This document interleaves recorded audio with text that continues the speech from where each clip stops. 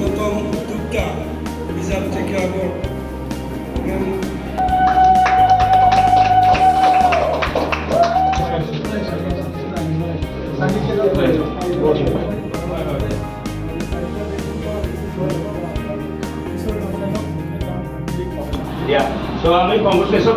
আচলতে ময়ো জামুগুৰিৰ বাসিন্দা যদিও মই গুৱাহাটীত থাকোঁ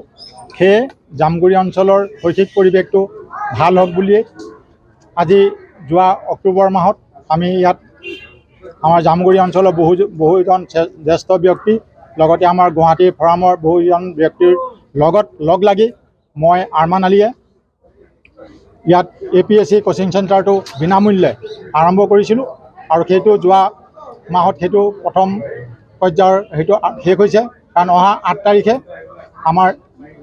APSC কোচিং আছে মানে এক্সাম আছে গতিকে আমি ইয়াৰ পিছত আমি আজি এটা কম্পিউটাৰ চেণ্টাৰ আৰম্ভ কৰিছোঁ য'ত 50 জনমান প্ৰশিক্ষাৰ্থীয়ে ইয়াত প্ৰশিক্ষণ ল'ব পাৰিব সেইটো বিনামূল্যে কৰিছোঁ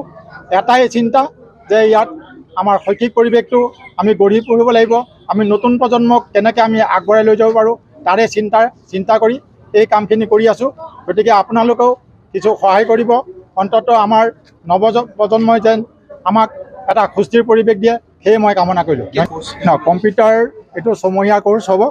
গতিকে দিল্লীৰ এটা কোম্পানীৰ লগত আমি অলৰেডি যোগাযোগ কৰিছোঁ বা তেওঁলোকৰ পৰা এফিলিয়েশ্যন পাইছোঁ গতিকে গোটেই কোৰ্চটো তেওঁলোকে আমাক দিব চিলেবাছ দিব তেওঁলোকে এক্সাম পাতিব তেওঁলোকে চাৰ্টিফিকেট দিব খালি আমি গোটেই কোচিং চেণ্টাৰটো আমি চলাই নিব লাগিব ইয়াত যিখিনি খৰচ পাতি হ'ব সেইখিনি আমাৰ দায়িত্ব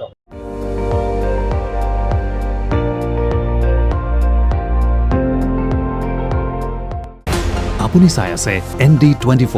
সৰ্বশ্ৰেষ্ঠ নহয় সৰ্বোত্তমৰ দৌৰ